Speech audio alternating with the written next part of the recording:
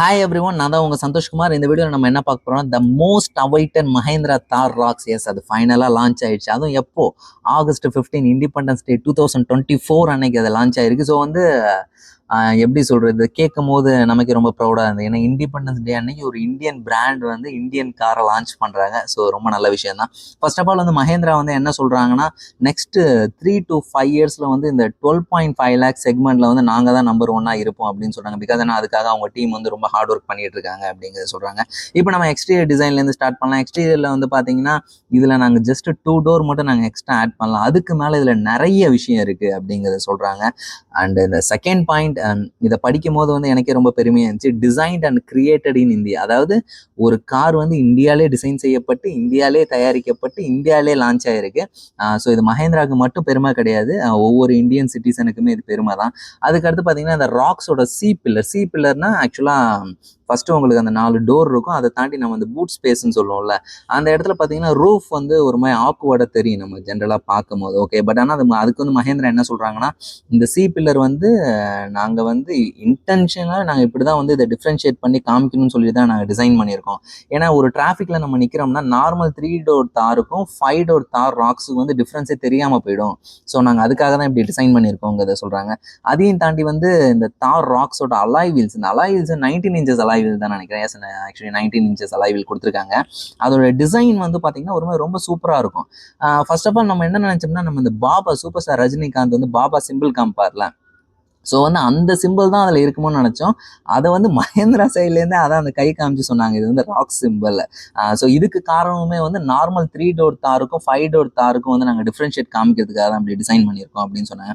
அதுக்கப்புறம் நம்ம front grill எடுத்துக்கிட்டோம்னா 3 டோர் தாரில் வந்து பார்த்தீங்கன்னா 5 ஸ்லாட் கிரில் இருக்கும், அதாவது 5 கேப் இருக்கும் கிரில். இதில் வந்து பார்த்தீங்கன்னா 6 ஸ்லாட் கிரில் இருக்கும்.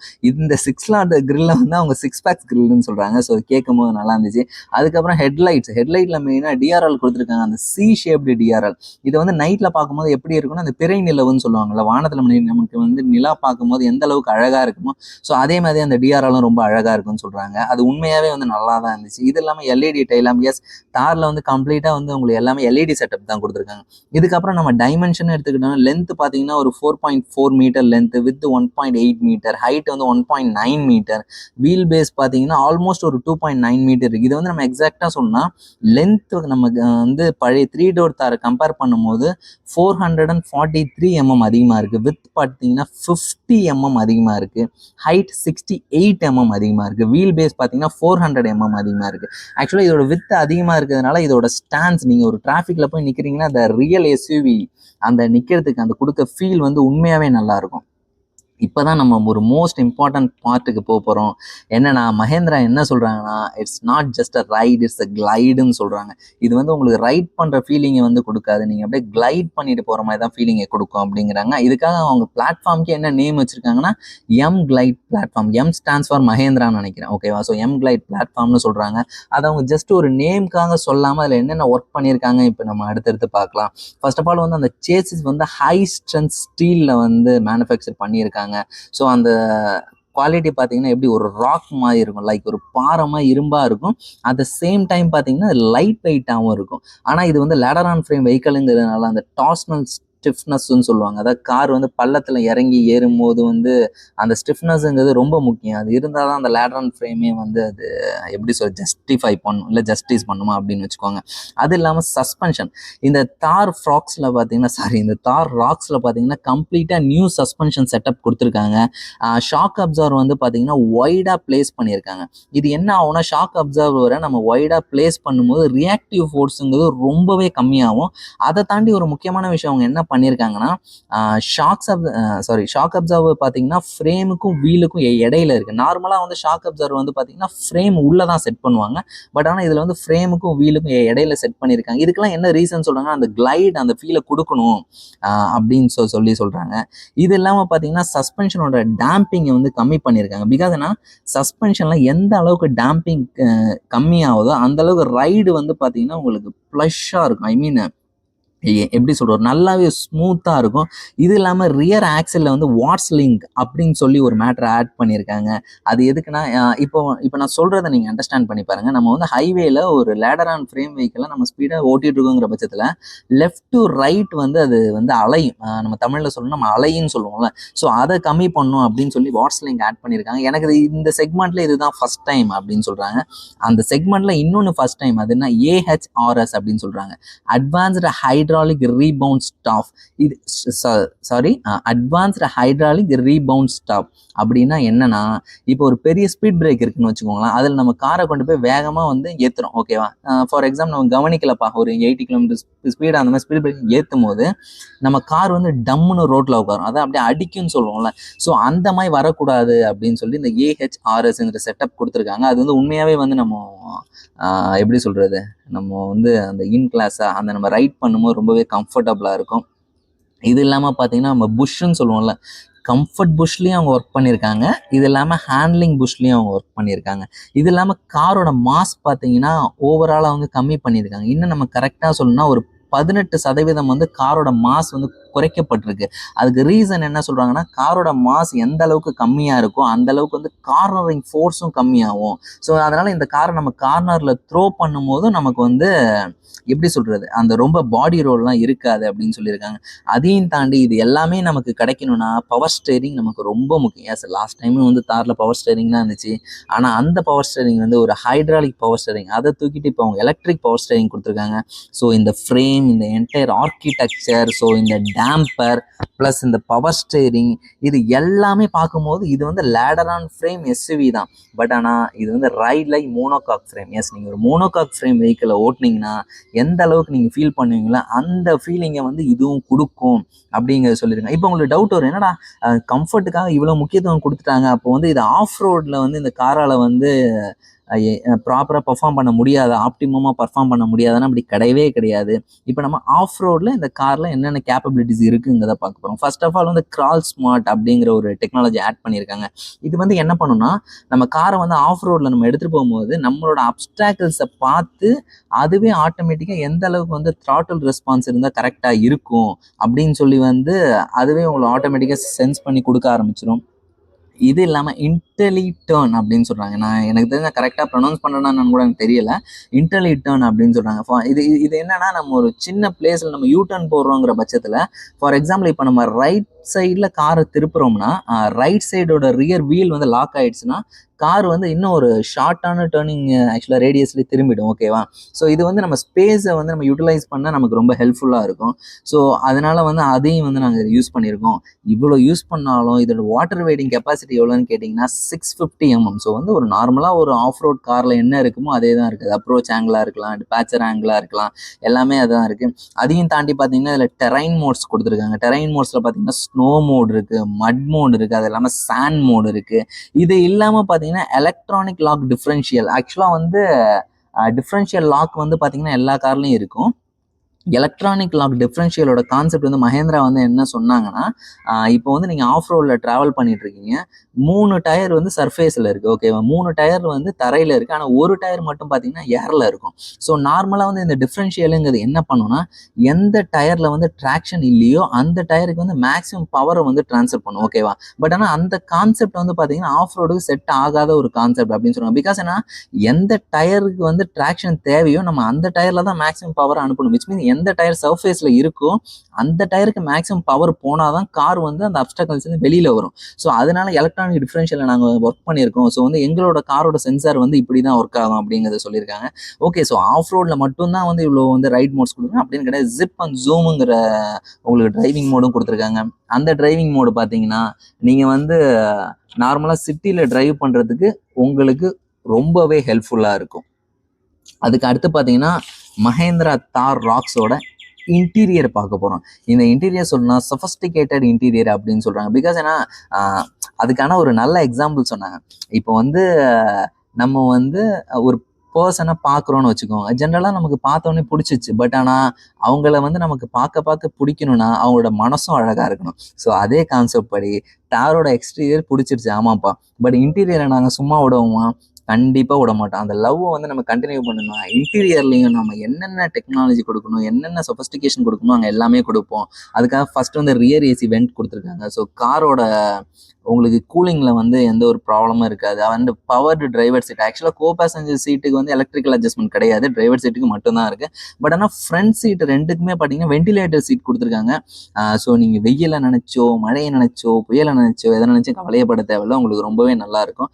அது மட்டும் இல்லாம இப்ப நம்ம ஒரு கார் வாங்கினோம்னா நம்ம எக்ஸ்ட்ரா ஃபிட்டிங்ல போய் நம்ம டேம்பிங் பண்ணுவோம். அந்த டேம்பிங் நம்ம பண்ணணும்னு அவசியம் இல்லை. இப்ப மஹேந்திரா சைட்ல இருந்து ஓஏ கொடுத்துட்டாங்க. ஆக்சுவலி கார்ல எந்தெந்த இடத்துலலாம் டேம்பிங் தேவையோ அந்தந்த இடத்துலலாம் அவங்க டேம்பிங் கொடுத்துருக்காங்க. ஸோ இது ஓவராலாக பார்க்கும்போது இந்த கேபின் நல்லா ஒரு குவைட்டாக அமைதியாக இருக்கும். இது என்ன எக்ஸாக்டாக சொல்லணும்னா கேபின் அமைதியாக இருந்தால் தான் நீங்கள் இப்போ காருக்குள்ளே இருக்கிறவங்க பேசிக்கும் போது ரொம்ப கிளியராக கேட்கும். அந்த எக்ஸ்டர்னல் நாய்ஸ்லாம் இல்லாமல். ஓகேவா? இது இல்லாமல் நம்ம டெக்னாலஜின்னு எடுத்துக்கிட்டோம்னா எப்படி சொல்கிறது, ஒரு ஆஃப் ரோட் காரில் நீங்கள் உள்ளே உட்காரும் போது ஒரு ஹைடெக் கேஜெட்டுக்கு உள்ளே நீங்கள் உட்கார்ற மாதிரி ஒரு ஃபீல் ஒன்று இருக்கும். அதை வந்து இம்ப்ரூவ் பண்ணுறதுக்கு பார்த்தீங்கன்னா 10.2 இன்ச்சஸ் இன்ஃபோடைன்மெண்ட் சிஸ்டமும் கொடுத்துருக்காங்க. இன்ஸ்ட்ருமெண்ட் கிளஸ்டரும் கொடுத்துருக்காங்க. இது இல்லாமல் அந்த அட்ரினாக்ஸ் கனெக்டட் கார் ஃபீச்சர்ஸ் கொடுத்துருக்காங்க. எப்படி ஒவ்வொரு கார்லையும் சுசுகி கனெக்ட் இருக்கு, இதில் அந்த ஏஆர்ஐ கனெக்ட், அதில் ஆக்சுவலாக ப்ளூ லிங்க் கனெக்ட்னு ஒன்று இருக்கு. ஸோ அந்த மாதிரி வந்து அட்ரினாக்ஸும் கொடுத்துருக்காங்க. அதில் 80+ கார் கனெக்டட் ஃபீச்சர்ஸ் இருக்கு அப்படிங்கிறது சொல்லியிருக்காங்க. இது இல்லாமல் இந்த கார்ல பார்த்தீங்கன்னா 360 டிகிரி கேமரா இருக்கு. ஆக்சுவலாக இந்த 360 டிகிரி கேமராங்கிறது ஒரு ஆக்சுவலான 360 டிகிரி கேமரா. பிகாஸ் ஏன்னா ஹூடுக்கு அடியில் என்ன இருக்குங்கிறதையும் கவர் பண்ணுறதுக்கு அவங்க கேமரா கொடுத்துருக்காங்க. எனக்கு தெரிஞ்சு இதை நம்ம இந்த ரேஞ்ச் ரோவர்ஸ் கார்ஸில் நம்ம நிறைய பார்த்துருப்போம். இந்த ரேஞ்ச் ரோவர் டிஃபெண்டர் இருக்குல்ல, ஏன்னா இப்போ அதான் ரொம்ப ஃபேமஸாக இருக்குது. அந்த கார்லுமே இந்த டெக்னாலஜி இருக்குது. ஸோ பரவாயில்ல, நம்ம ஒரு இந்தியன் பிராண்டுக்கு வந்து இந்த மாதிரி டெக்னாலஜி இன்ட்ரோ பண்ணுறதை நம்ம கண்டிப்பாக வரவேற்றே ஆகணும். இது இல்லாமல் வாய்ஸ் அசிஸ்ட் இருக்குது. வாய்ஸ் கமெண்ட், ஆமாம் ஆப்வியஸ்லி உங்களுக்கு கனெக்டர் ஃபீச்சர்ஸ் இருந்தால் வாய்ஸ் அசிஸ்ட் கொடுத்து தான் ஆகணும். இது இல்லாமல் ஆடியோ சிஸ்டம்க்கு பார்த்தீங்கன்னா அவங்க ஹார்மன் கார்டன் பிராண்டட் ஆடியோ கொடுத்துருக்காங்க. ஸோ அதுவும் 9 ஹை பர்ஃபார்மன்ஸ் ஸ்பீக்கர் கொடுத்துருக்காங்க. 12 channel dedicated 560 watts output create பண்ணுற ஆம்பிளிஃபயர் கொடுத்துருக்காங்க. எப்படி சொல்றது, இது லிட்ரலி ஒரு மூவிங் தியேட்டர். ஓகேவா? அந்த அளவுக்கு ஆடியோ வந்து சூப்பராக இருக்கும் அப்படிங்கிறத சொல்கிறாங்க. அது மட்டும் இல்லாமல் இந்த செக்மெண்ட்லேயே பார்த்தீங்கன்னா பெரிய சன்ரூஃப் வந்து மஹேந்திரா கிட்ட தான் இருக்குது அப்படிங்கிறத சொல்கிறாங்க. விஷயம் இந்த செக்மெண்ட்டில் நான் சொல்கிறேன். ஓகேவா? இது இல்லாமல் உள்ள இன்டீரியரில் அவங்க யூஸ் பண்ணிடுற ஸ்ட்ரிச்சிங்காக இருக்கட்டும், லெதராக இருக்கட்டும், குவாலிட்டி வந்து அவ்வளோ சூப்பராக இருக்கும். அந்த டச் அண்ட் ஃபீல்னு சொல்லுவோம். நம்ம காருக்குள்ளே போய் உட்காந்தோடனே நம்ம தொட்டு பார்ப்போம். லைக் வந்து எப்படி சொல்கிறது, நம்ம சைடு ஆம்ரெஸ்ட்டை தொட்டு பார்க்குறது, டோரை தொட்டு பார்க்குறது, ஃப்ரண்ட்டில் டேஷ்போர்டை தொட்டு பார்க்குறது, இல்லை மேலே நம்ம ரூஃபை தொட்டு பார்க்குறது, அந்த இன்சைட் கேபினை தொட்டு பார்க்குறது. ஸோ அந்த அட்டென்ஷன் இது டீட்டெயிலில் வந்து அவங்க அவ்வளோ ஒர்க் பண்ணியிருக்காங்க அப்படின்னு சொல்லியிருக்காங்க. அண்ட் வந்து இந்த காரில் ஒரு ஆம்ரெஸ்ட் கொடுத்துருக்காங்க. ஆம்ரெஸ்ட் வந்து ஒய்டாக இருக்குது. அதையும் தாண்டி வந்து இது double side adjustable armrest. So வந்து டிரைவருக்கு ஏற்ற மாதிரி டிரைவர் அட்ஜஸ்ட் பண்ணிக்கலாம், கோ பேசஞ்சருக்கு ஏற்ற மாதிரி கோ பேசஞ்சர் அட்ஜஸ்ட் பண்ணிக்கலாம். அண்ட் வந்து ஸ்பேஸ் ஃபார் எவ்ரி ஒன் அப்படிங்கிறத சொல்கிறாங்க. ஏன்னா இந்த காரோட வீல் பேஸ் அதிகமாக இருக்குது, வித் அதிகமாக இருக்குது. ஸோ வந்து உள்ள இப்போ 5 பேர் உட்காந்திங்கன்னா 5 பேருக்குமே ஸ்பேஸ் வந்து ரொம்ப கம்ஃபர்டபுளாக இருக்கும். எனக்கு தெரிஞ்சு நீங்க இந்த தாரோட லான்ச் ஈவென்ட் பாத்தீங்கன்னா தெரியும். யாரை வந்து அவங்க கூப்பிட்டுருந்தாங்கன்னா ஜான் அப்ரஹாமை கூப்பிட்டுருந்தாங்க. ஸோ ஜான் அப்ரஹாம் ஹைட் பாத்தீங்கன்னா 6 feet ப்ளஸ் தான். ஓகேவா? ஸோ அவங்களே வந்து உட்கார வச்சு ஓகே எப்படி சொல்ற ரொம்ப கம்ஃபர்டபுளா இருக்கு அப்படிங்கிற மாதிரி சொன்னாங்க. இதை தாண்டி ஹெட் ரூம் இதுல அதிகமா இருக்கு, நீ ரூம் அதிகமா இருக்கு. பூட் ஸ்பேஸ் பாத்தீங்கன்னா 447 லிட்டர். ஆமா, இந்த பூட் ஸ்பேஸ் வந்து போதுமான அளவுக்கு தான் இருக்கு. இதுவே வந்து நீங்க அந்த ரூஃப் வரைக்கும் கால்குலேட் பண்ணீங்கன்னா 644 லிட்டர் பூட் ஸ்பேஸ் கொடுக்குறாங்க. ஸோ வந்து இது உண்மையாவே வந்து ஒரு அதிகமான பூட் ஸ்பேஸ் தான். அதுவும் இல்லாம பாத்தீங்கன்னா உங்களுக்கு 60-40 ஸ்பிளிட் கொடுத்துருக்காங்க. ஸோ வந்து எனக்கு இந்த பூட்டும் பத்தல பண்ணாங்க. 2 பேர் தான் டிராவல் பண்றோம்னா சீட்டை மடக்கி போட்டு உங்களுக்கு எவ்வளவு நீங்க லக்கேஜ் ஏத்துறமோ ஏத்திட்டு போயிட்டே இருக்கலாம். இதையும் தாண்டி பாத்தீங்கன்னா இதுக்கு அடுத்து பார்த்தீங்கன்னா நம்ம வந்து டிரான்ஸ்மிஷனுக்குள்ளே போகலாம். ஸோ டிரான்ஸ்மிஷனில் பார்த்தீங்கன்னா 6 ஸ்பீட் ஐசினோட automatic which mean torque converter transmission கொடுத்துருக்காங்க. இந்த ஐசின் பற்றி நிறைய பேருக்கு தெரிஞ்சிருக்கும்னு நினைக்கிறேன்.